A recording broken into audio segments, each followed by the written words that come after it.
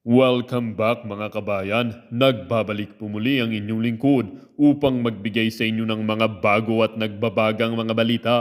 Tuluyan na ngang mamamaalam itong People's Initiative ng mga Kongreso at ni Tambaluslos Romualdez.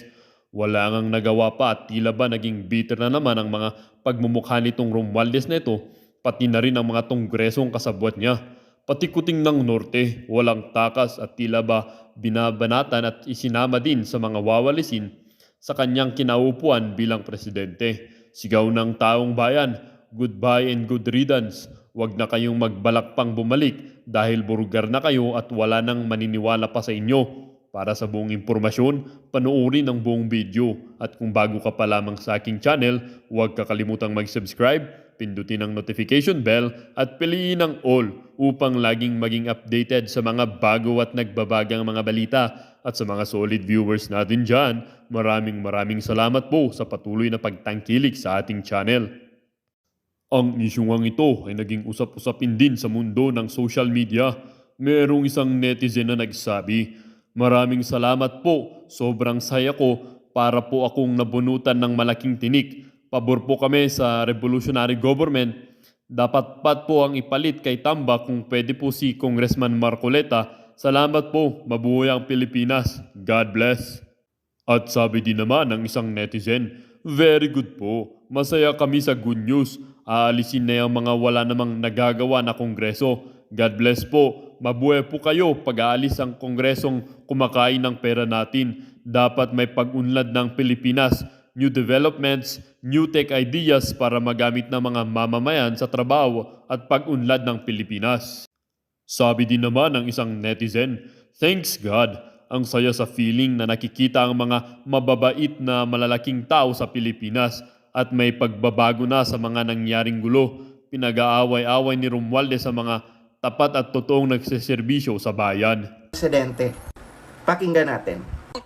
Arlene, ano ang inilahad ng liderato ng Senado kaugnay ng gagawin ni Pangulong Ferdinand Marcos Jr.?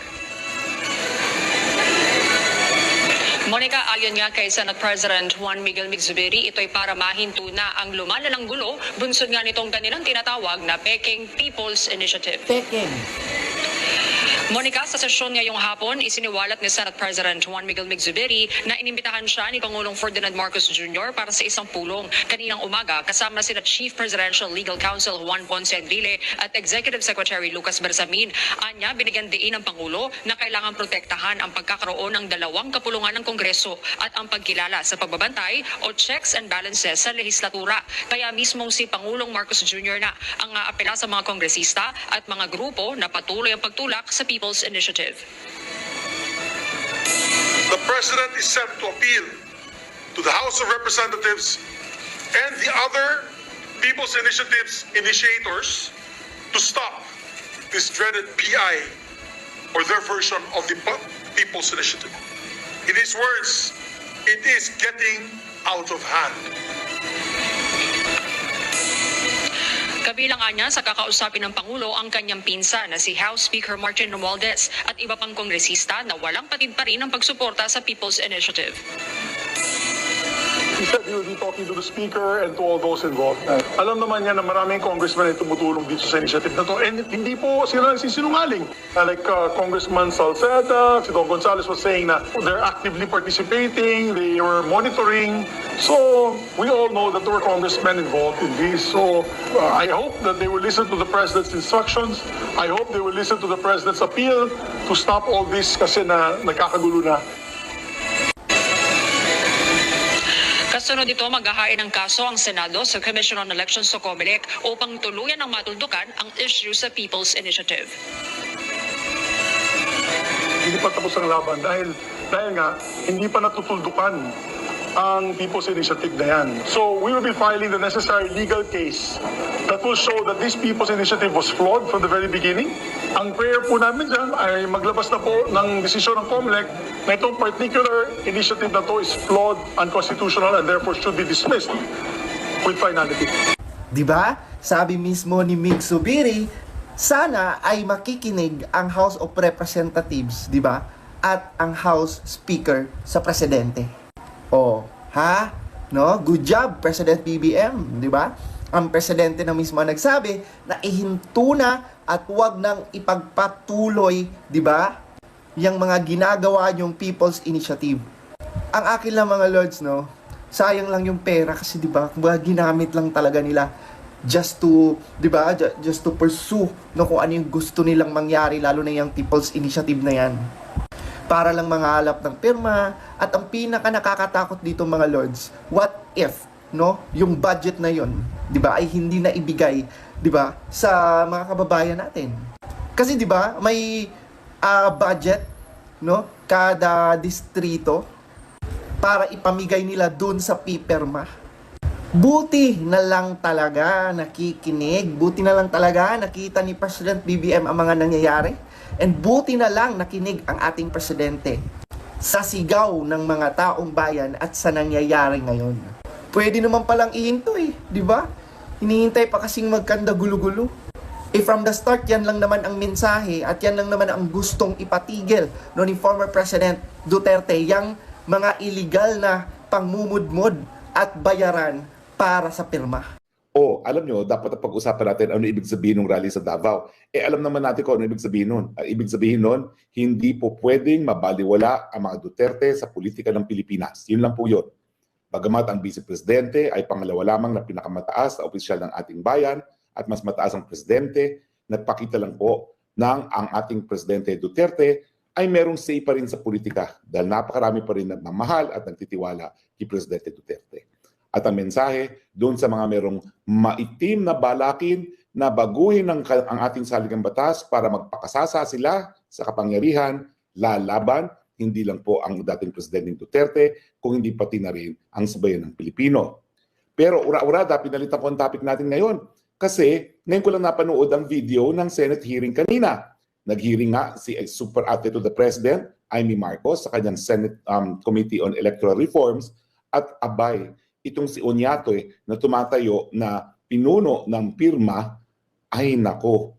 Bagamat ayaw aminin sa pamamagitan ng mga pagtatanong ng Senador at ni Congressman Marcoleta, mukhang malinaw na kung sino talaga ang nasa likod ng PI na yan. Speaker Martin Romualdez. Ang pinaka-incriminating, ang pinaka-importanting napiga ni Manang Amy doon kay Oñate, saan ba ginawa yung pagpupulong na pinag-usapan itong PI na ito? Napaamin niya na ito po ay nangyari sa Forbes Park sa pamamahay ni Speaker Romualdez. Paano yan? Panay tanggi siya na wala ang kinalaman siya sa PI na yan at walang kinalaman ng congressman dito. Well, booking Mr. Speaker, nagsinungaling ka. Big time. Big time talaga ang pagsisinungaling mo. Dahil lumalabas ngayon na talagang itong pagsusulong ng pirma, pinagpulungan na buo doon sa bahay mo sa Forbes Park.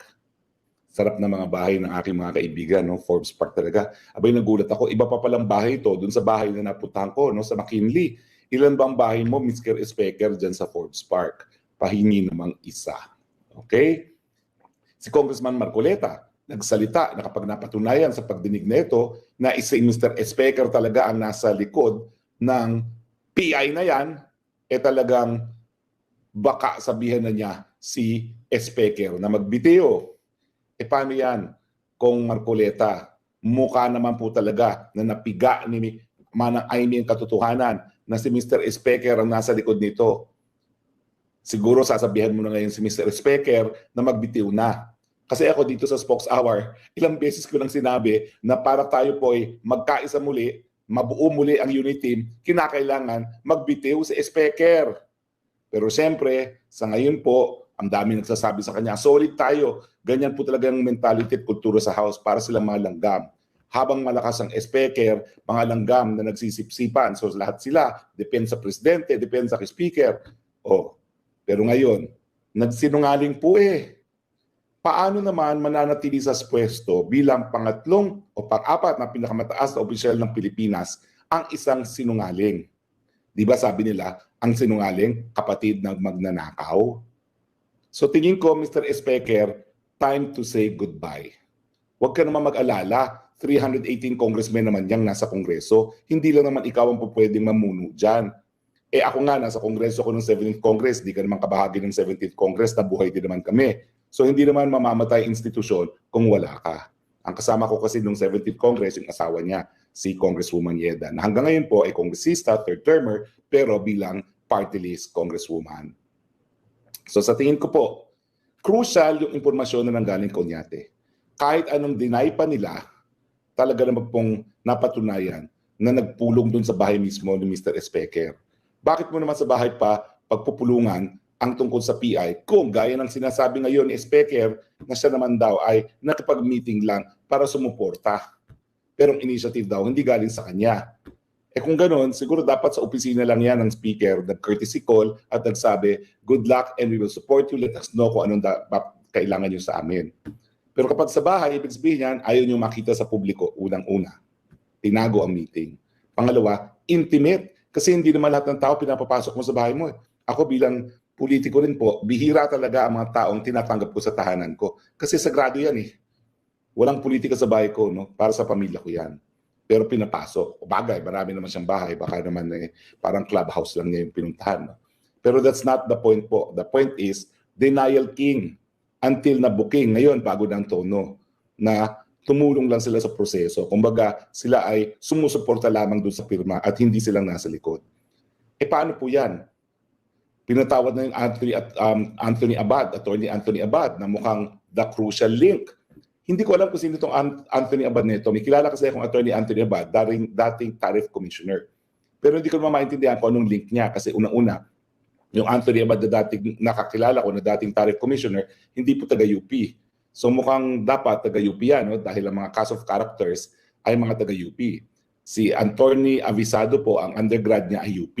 At siya po ay may fraternity. Hindi ko lang po sigurado pero i-verify ko kung siya ay fraternity brother ni Mr. Espeker. I-verify ko po, hindi pa ako sigurado. Pero sigurado ko undergrad niya ay UP kung saan pumasok siya ng isang fraternity at ang law naman po niya ay nasa Ateneo. So, anong dapat gawin? Resign. Yan naman po ang panawagan din ng mga senador. Hindi nila pinagre-resign, pero ang sinasabi ni Senator Chis Escudero, aba, i-rein in mo naman yung pinsan mo dito sa PI Neto, nagkakawatak-watak na tayo. All because gusto niya maging Prime Minister. O, di ba? Sobra naman yan. Masisira ang unit team dahil lang sa kagustuhan ng isa na maging Prime Minister. Wag naman po. So tingin ko po, it's really time to go. He's really more of a political liability sa inyo po. At sa tingin ko naman po, sa dami ng bumoto sa inyo at ang katotohanan na si VP Sara, suportado pa rin kayo, bagamat ang pamilya niya ay ayaw na sa inyo, pero si VP Sara, naririyan pa rin, tupad pa rin sa inyong pagkakasama, baka naman po, kakayanin niyo pa rin ang naging leader ng bansa, katulong si VP Sara, katulong si Senator Amy, at yung 317 pang mga kongresista na alam naman po nila na napakalaki ng mandatong nakuha ninyo. At para sa politiko, really respeto po kayo dahil sa 31 million boto na nakalap nyo ng huling eleksyon.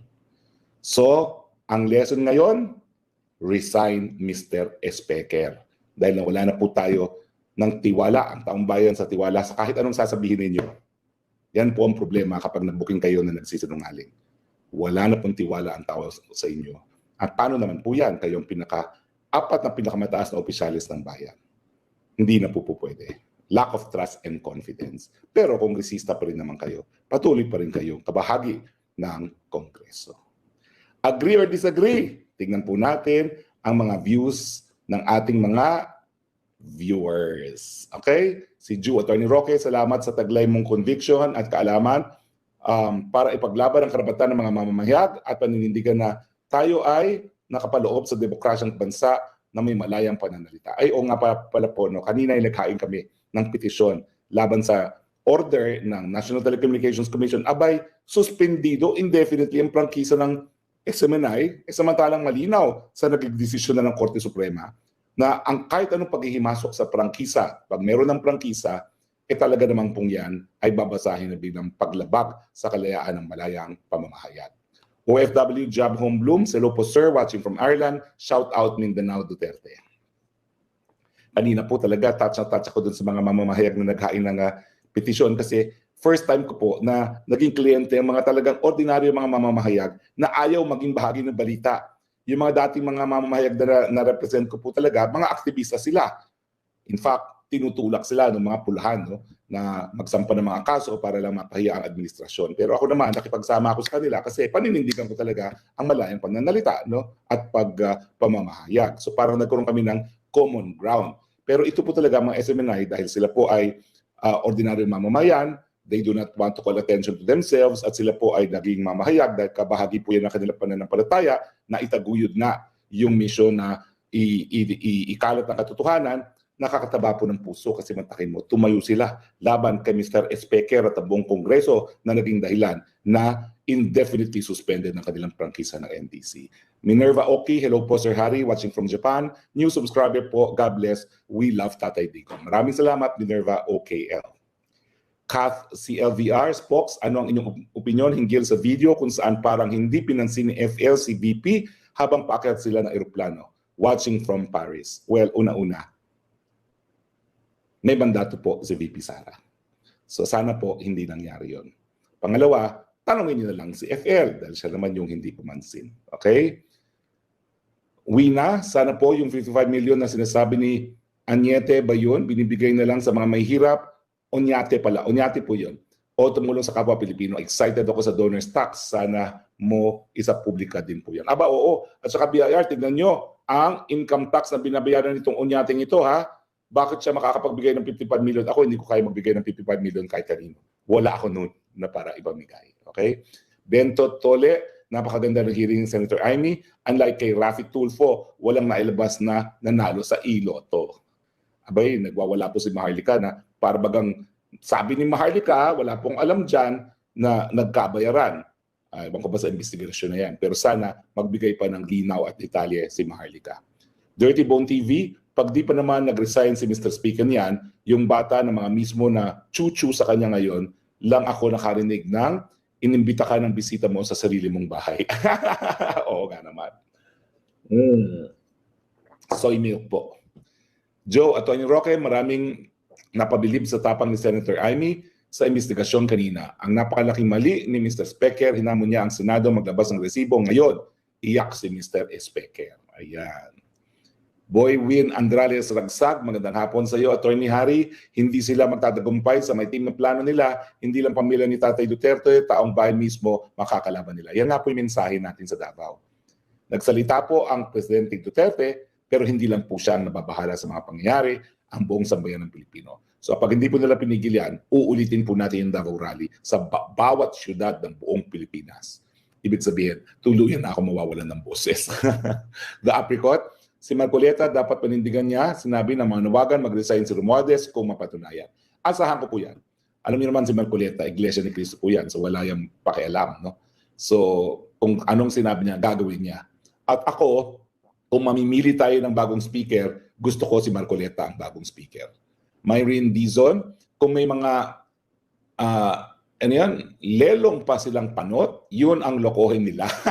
Sir, kaibigan niyo siya, curious lang ako. Magiging civil po kayo na pakitungo sa inyo, basta madami kami naniniwala sa inyo, attorney. Civil naman po tayo. Hindi naman kinakailangan mag-away-away, no? Tol Mercano, for sure, habang nandyan si Senator Amy, may pag-asa ang unity. Sa tingin ko rin po, kumbaga siya na lang talaga yung what keeps unity together, no? Joel Contreras, sana all may magandang bahay, samantalang yung aming barong-barong lang, pero salamat kay Lord. Ronila Abuba Pabroa, PI talaga sila. I agree, PI talaga sila. Maki Max magpili, time to oust Tambaluslos and be charged in court for graft and corruption.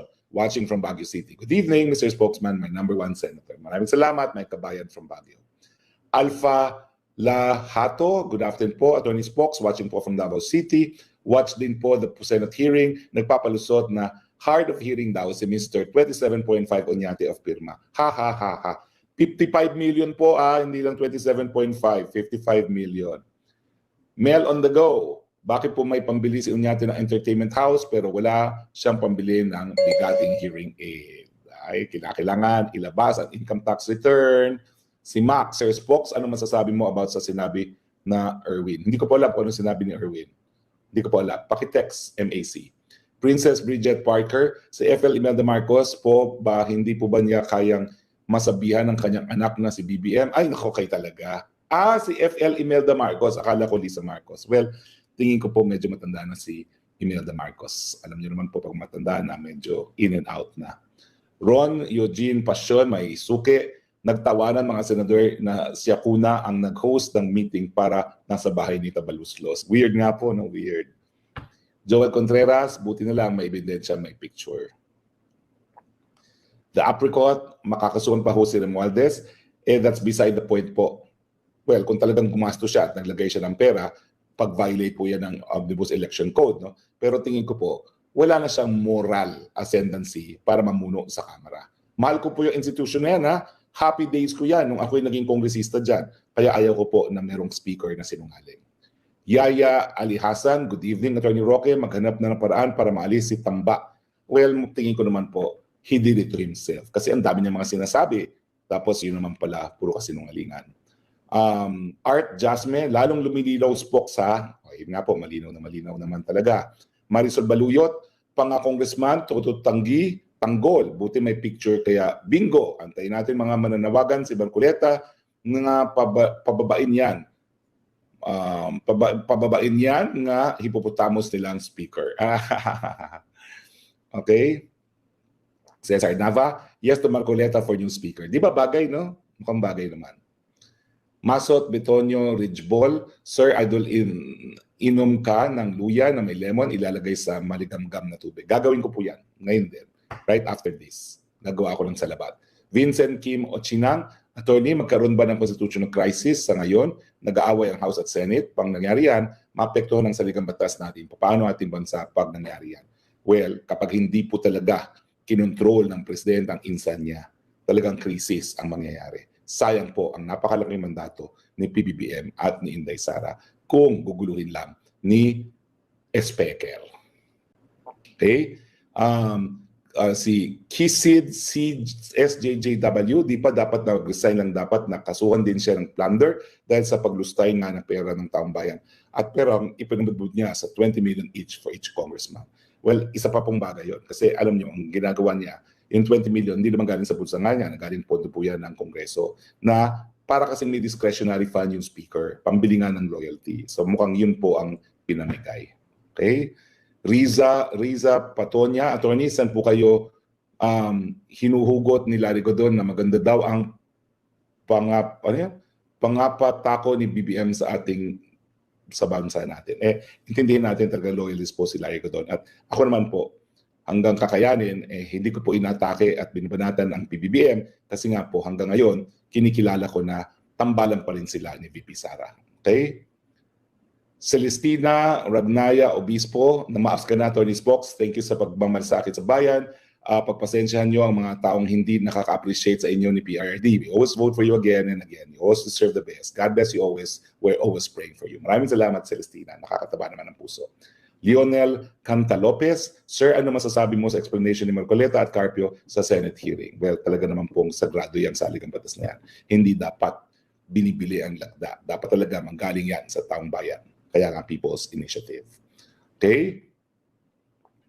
Ay, maraming salamat po ha. Pasensya na kayo talaga. Medyo malapnat. Kinakailangan ng ipagpahinga ang boses. No? Nakadalawang beses na naman po ako sa Pulso ng Bayan ng Lunes by Zoom at kanina personal. Bukas po mag-absent po na ako sa Pulso ng Bayan dahil pagpapahingayin ko lang yung boses. Kung 2 oras na naman ako dadakdak doon, tuluyan ako mawawalan ng boses. Pero ulitin ko po, maraming salamat po sa mga magigiting na mga mamamahayag ng SMNI na ninindigan po para sa kalayaan ng pananalita at kalayaan ng pamamahayag. Alam niyo po ang karapatan, talaga pag hindi pinanindigan, lalabagin at lalapagin. Sa napanood niyong video mga kabayan, ano naman po ang inyong mga opinyon? Ang ating comment section ay bukas para sa inyong mga komento at reaksyon. Huwag kakalimutan, do not let your thoughts left unspoken. As citizen of this country, your opinions matter. Huwag pong mahihiyang magbigay ng inyong mga saloobin, mga kabayan. At syempre, huwag nyo din pong kakalimutan i-share ang video ito upang inyong mga kaibigan at kapamilya ay maging aware din sa kung anong nangyayari sa ating bansa.